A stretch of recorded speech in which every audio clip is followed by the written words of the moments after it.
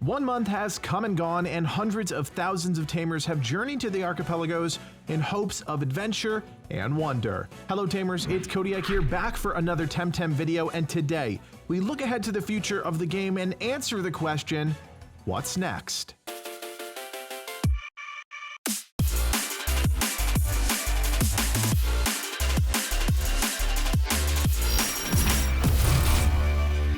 The Crema team unveiled their first roadmap for Temtem, the blueprints that will hopefully take us through early access and into the official launch. It's important to mention that this roadmap is not set in stone. Features and even dates can shift, but that doesn't mean we should be any less excited. This is part 1 of the team's roadmap. A second part is coming, but we'll cover that in another video. Plenty of details will be rolled out over the next few months, so sit back and get excited about the future of the game. Spring 2020 will see 5 new features added into the game: ranked matchmaking, spectator mode, in-game chat, chat bubbles, and club management. What's clear right from the start is that the team is focused on major systems before expanding existing story content and adding new Temtem into the mix. Ranked matchmaking and spectator mode go hand in hand and have been one of the most talked about pieces of content since the team launched their Kickstarter. With competitive play front and center, discussions of balance have already been raised. More importantly, Crema has addressed the concerns and issued a statement on their roadmap blog. The developers state that while they plan to do balance patches frequently during early access, their plan is to not be obsessed about reaching a perfect balance until the Temtem roster is complete in the full final release. This is a big statement that underlines the fact that while the system is important, things will be changing, and spending time on balancing means potentially taking away from other areas of development.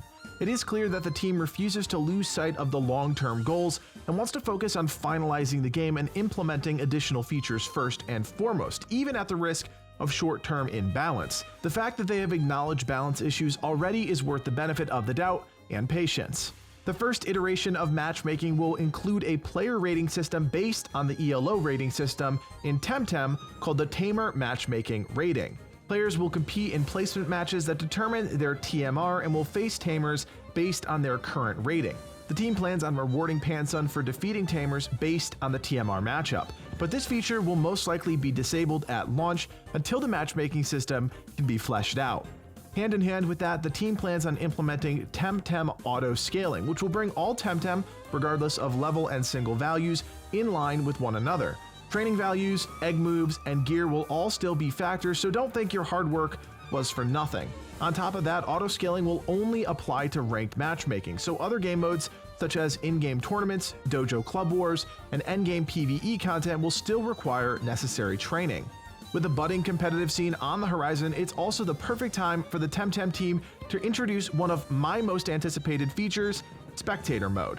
It's the perfect way for communities like Legion Gaming to host tournaments without revealing information that will give opposing players an edge. Spectator mode was such a highly requested feature that the team bumped it up to be one of the first features implemented on the road to launch. While spectating, only common info will be displayed, including HP and stamina percentages, team composition after pick and ban, stages and status conditions, and techniques used. Players will be able to spectate competitive matches, which opens the doors for exciting competitive community events and gives players new tools to refine their skills by watching the best tamers Temtem up.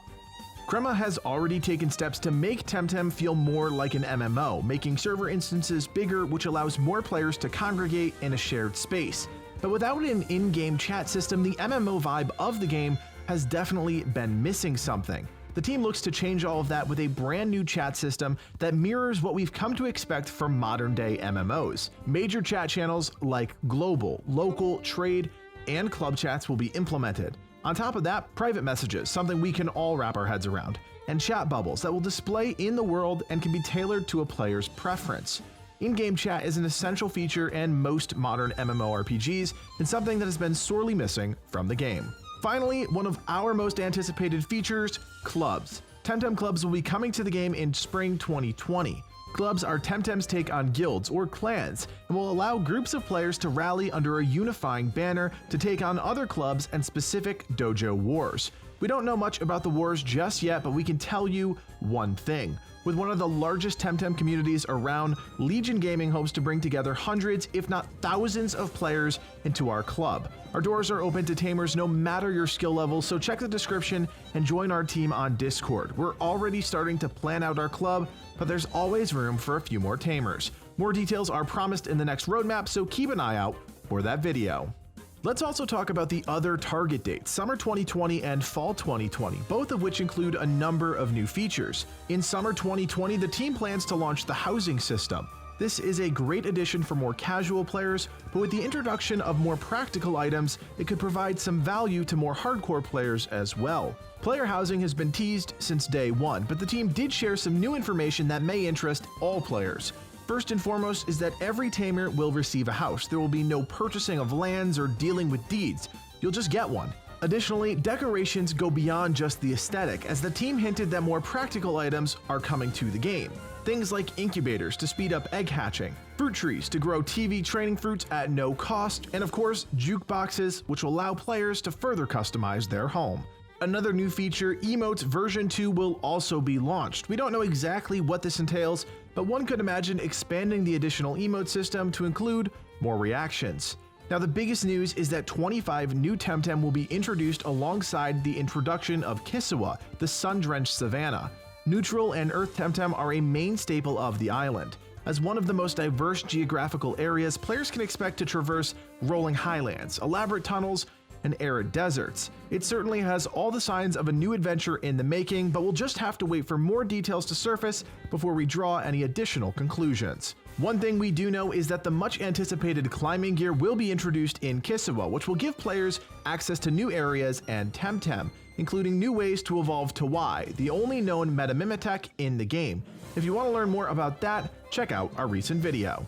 Fast forwarding to the fall, a new swath of anticipated features should be arriving, including our first mythical Temtem. These legendary creatures were part of the team's stretch goals on Kickstarter and will give players the opportunity to capture rare and powerful Temtem.